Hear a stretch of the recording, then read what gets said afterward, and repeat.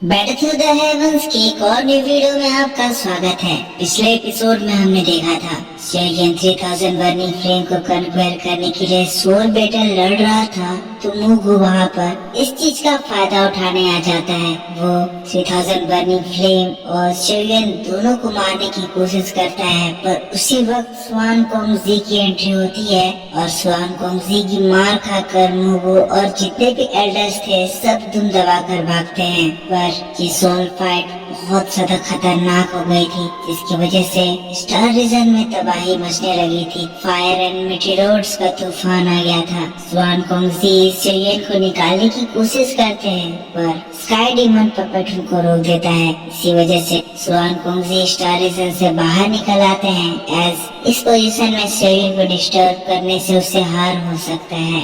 अब आगे तो ये एपिसोड स्टार्ट होती है और हम लोगों को पिल सिटी को दिखाया जाता है। लिटिल फेरी डॉक्टर जो कि पिल टावर के बाहर मार्केट में घूम रही थी, शेरियन का इंतजार कर रही थी। तभी आसमान में उसे भयंकर चेंजेस दिखाई देते हैं, क्योंकि स्टार रीजन में इतनी बड़ी तबाही मच गई है, तो उसका इफेक्ट होली पिल सिटी में भी दिखाई दे रहा है। होली पिल सिटी में सभी जगह पर भयंकर लाइटनिंग हो रही है। तभी Elder Keylong little fairy doctor के पास आते हैं। लिटिल फेरी डॉक्टर को शेरियन की कंडीशन बताते हैं कि वो 3000 बर्निंग फ्लेम के साथ स्टार रीजन में फंस गया है और 3000 बर्निंग फ्लेम जा गया है। लिटिल फेरी डॉक्टर ये बात सुनते ही एकदम से गुस्सा आ जाती है। भयंकर एनर्जी लिटिल फेरी डॉक्टर की बॉडी से निकलने लगती है। टियाना जुनजी भी ये बात सुनते ही अलर्ट हो जाते हैं। तब क्यूलिंग थोड़ा सा घबराते हुए कहते हैं, ऐसी बात नहीं है कि हमने शेरियन को रेस्क्यू करने की कोशिश नहीं करी, बस शेरियन इस वक्त 3000 बर्निंग फ्लेम के साथ एक सोल बैटल में इंगेज हो गया है, और अगर इस कंडीशन में हम लोग जबरदस्ती शेरियन को वहाँ से बाहर निकाले तो शेरियन की सोल काफी ज्यादा इंजर्ड हो सकती है। साथ साथ शेरियन ने अपने लिए अपने पपेट को गार्ड में रखा हुआ है, इसी वजह से कोई भी चाहकर भी उसे टच नहीं कर सकता है। लिटिल फेरी डॉक्टर गुस्से में कहती है, तो आप ये कह रहे हैं कि बेल टावर के जायंट हेड्स के होते हुए आप लोगों को उस पपेट को रोकने में दिक्कत हो रही है। लिटिल फेरी डॉक्टर इसलिए भी काफी ज्यादा गुस्सा हो गई है क्योंकि वो देख रही है कि होली पिल सिटी का भी सिचुएशन बहुत ज्यादा खराब हो गया है। इसका मतलब वो स्टार रीजन में तो सिचुएशन इससे भी ज्यादा बदतर हो गई होगी, और स्टार रीजन में अगर शेरियन अकेला है तो वहाँ पर शेरियन के सरवाइव करने के चांसेस बहुत ही ज्यादा कम हो जाते हैं। अब क्यूलिंग जो कि खुद भी 1000 लेवल पर है, लिटिल फेरी डॉक्टर के गुस्से को देखकर वो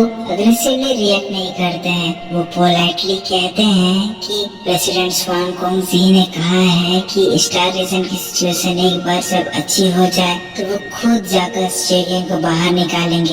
क्यूलिंग यहाँ पर और ज्यादा पोलाइट हो जाते हैं, समझाने की कोशिश करते हैं, क्योंकि अगर यहाँ पर ये लिटिल फेरी डॉक्टर से थोड़ा सा भी रूडली या एटीट्यूड दिखाकर बात किए तो यहाँ पर एक बहुत भयंकर फाइट होने से कोई भी नहीं रोक सकता है। पर लिटिल फेरी डॉक्टर जो कि इतनी ज्यादा परेशान है, कहने लगती है, पर उतने दिन में अगर शेरियन को वहाँ कुछ हो गया और जब एसोसिएशन हेड वहाँ पर जाकर शेरियन को ना ढूंढ पाए तब क्या होगा? आप बोल रहे हैं कि आप लोगों को समय चाहिए। आप ये कैसे कह सकते हैं जब स्वान कोंगजी का ग्रुप भी स्टार रीजन में इस वक्त एंटर करने की हिम्मत नहीं कर रहा है, तो आपको लगता है कि शेरियन वहाँ पर रहकर सरवाइव कर जाएगा? लिटिल फेरी डॉक्टर बहुत ज्यादा गुस्सा हो रही थी। तभी जियान लिटिल फेरी डॉक्टर का हाथ पकड़ती है और फिर कहती है, सिस्टर शांत हो जाओ, मैं फील कर सकती हूँ कि शेरियन अभी भी जिंदा है। लिटिल फेरी डॉक्टर जियान की बात को सुनकर हैरान रह जाती है। वो जियान की ओर देखती है, देखकर वो समझती है कि जियान इस बात सीरियस है, और तब उसके दिल में थोड़ी सी राहत आती है। जिसके बाद वो क्यूलिंग से कहती है, ठीक है, मैं आपके पेल टावर को 3 दिन का समय दे रही हूँ। अगर उन 3 दिनों में उन लोगों ने स्टार रीजन को ओपन करके शेरियन को बाहर नहीं निकाला तो मैं खुद फोर्सफुली वहाँ पर एंटर करके शेरियन को बचाने जाऊंगी। क्यूलिंग जिसके बाद उन लोगों को ग्रीट करते हैं, जिसके बाद वहाँ से चले जाते हैं। जिसके बाद लिटिल फेरी डॉक्टर जियान को देखती है, जिसके बाद ईगरली उससे पूछती है, जियान तुम उसको सेंस कर सकती हो और वो हमसे इतना ज्यादा दूर है,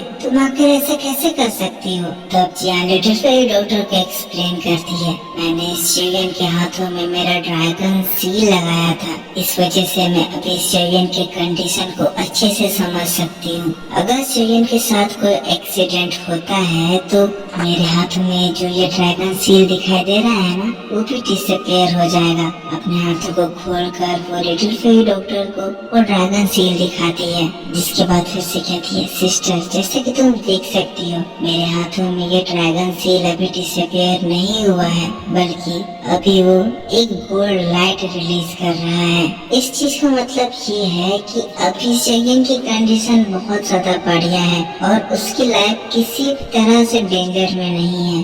अब जैसे ही लिटिल फेरी डॉक्टर ये बात सुनती है, लिटिल फेरी डॉक्टर के सीने से जैसे पत्थर उतर जाता है। उसे बहुत ही ज्यादा रिलैक्सिंग फील होता है। लेकिन फिर लिटिल फेरी डॉक्टर थोड़ा सा इमोशनल होते हुए कहती है, अगर ये बात भी है तो फिर भी मैं इस सिचुएशन में से हाथ पे हाथ धरे नहीं बैठ सकती हूँ। शेयन उस जगह पर अकेला है और वो 3 दिनों में बाहर नहीं आया, तो मैं बेल टावर के हेड्स को लेकर स्टार रीजन का दरवाजा खुलवाऊंगी। लेकिन फिर यहाँ से सीन शिफ्ट होकर हम लोगों को शेयन के साइड में दिखाया जाता है। यूं तो स्टार रीजन में मचे तूफान की वजह से बाहर की दुनिया में पूरा क्योस मचा हुआ है, पर शेयन जो कि इस वक्त 3000 बर्निंग फ्लेम के स्पिरिचुअल वर्ल्ड में है, वहाँ पर सब कुछ बहुत ही ज्यादा शांत हो चुका है। शेयन की बॉडी में हेवनली फ्लेम्स की कवरिंग चढ़ी हुई है, जिसकी वजह से बाहर का जो इतना खतरनाक टेम्परेचर है उससे उस जगह पर कोई भी इफेक्ट नहीं पड़ रहा है।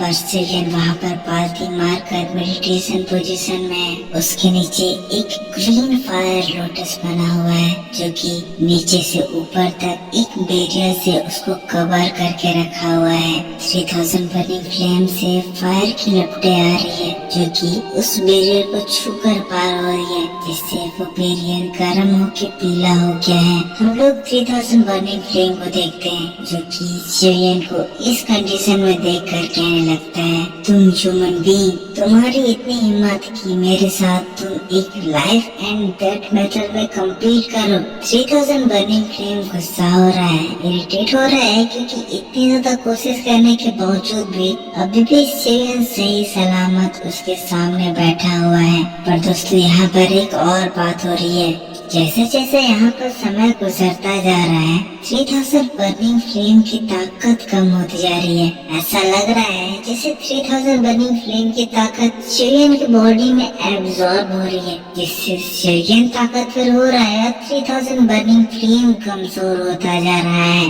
अब ये चीज इसीलिए हो रहा है एज सील की वजह से दोनों लिंक कर गए हैं, और क्योंकि 3000 बर्निंग फ्लेम शेयन के ऊपर अपना कंट्रोल नहीं बना पा रहा है, इसीलिए शेयन उसकी ताकत को एब्जॉर्ब करते हुए और ज्यादा स्ट्रॉन्ग होता जा रहा है। अब इसी वजह से हम देखते हैं 3000 बर्निंग फ्लेम अपनी पूरी ताकत लगाकर और ज्यादा जोर से शेयन के उस बैरियर के ऊपर हमला करता है। पर शेयन का वो बैरियर जैसे एक स्ट्रॉन्ग सेल बन गया है, जहाँ पर शेयन बिल्कुल ही सेफ है, और जियान के हायर क्वालिटी के सील की वजह से 3000 बर्निंग फ्लेम की ताकत धीरे धीरे करके शेयन के अंदर एंटर करती जा रही है। पहले शेयन घबरा रहा था कि कहीं इस वजह से 3000 बर्निंग फ्लेम उसको कंट्रोल ना कर ले, क्योंकि उसके बाद जो शेयन के साथ होता वो एक डेथ सिचुएशन से भी बहुत ज्यादा खराब होती। पर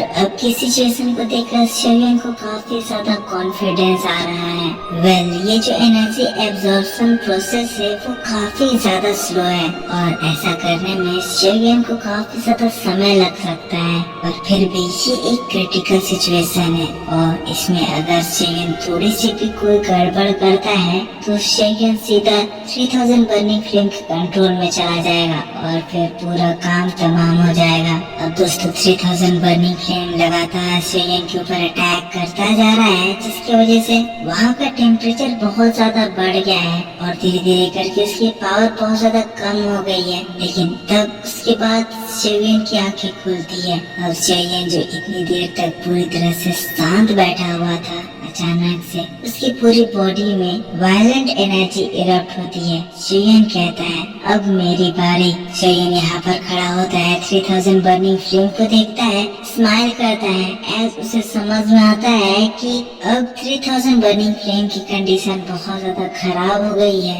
और वो बहुत ही ज्यादा कमजोर हो चुका है। तो अब बारी है कि शेयन उसे रिफाइन करे, लेकिन शेयन की बात को सुनकर ये अकड़ो 3000 बर्निंग फ्लेम घमंड से और भी ज्यादा गुस्साने लगता है, जो उसे दहाड़ मारने लगता है और फिर शेयन के ऊपर पूरी ताकत लगाकर हमला करता है। लेकिन शेयन तब इसके इस अटैक को देखकर मुस्कुराने लगता है, कहता है तुम अब काफी ज्यादा कमजोर हो चुके हो। पर शेयन की ये बात को सुनकर 3000 बर्निंग फ्लेम गुस्साता है, कहता है तुम नीच इंसान, मेरे सामने इतनी घमंड से बात मत करो। तुम्हें लगता है कि तुम जीत रहे हो, पर अभी तो मेरा फाइनल अटैक बाकी है। कहते हुए 3000 बर्निंग फ्लेम की आंखें एकदम से लाल हो जाती है और फिर वो बड़ा सा 3000 बर्निंग फ्लेम ब्लास्ट होता है और अचानक से बहुत सारे छोटे छोटे 3000 बर्निंग फ्लेम शेयन की ओर वायलेंटली चार्ज करते हैं। वहाँ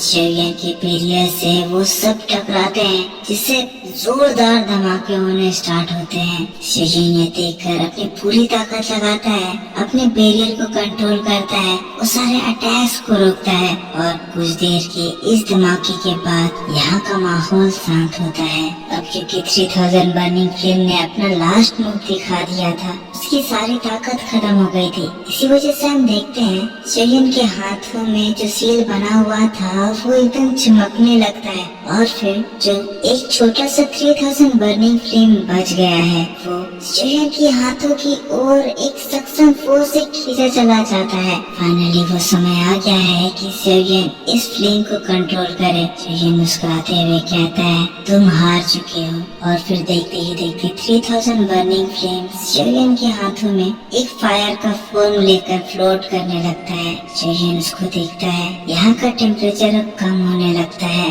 पर अब बारी है कि शेयन इसको एब्सॉर्ब करे और इसीलिए शेयन इस फ्लेम को अपने मुंह में डालता है और वो फ्लेम ट्रेवल करते हुए शेयन के पेट तक जाता है और जैसे ही वो जाता है एक जोरदार धमाका होता है, क्योंकि एक तीसरे लेवल फ्लेम की वजह से शेयन की बॉडी से सारे तरह के फ्लेम्स एक साथ बाहर निकलने लगते हैं। और इसी बात के साथ बैटल टू द हेवंस का ये वीडियो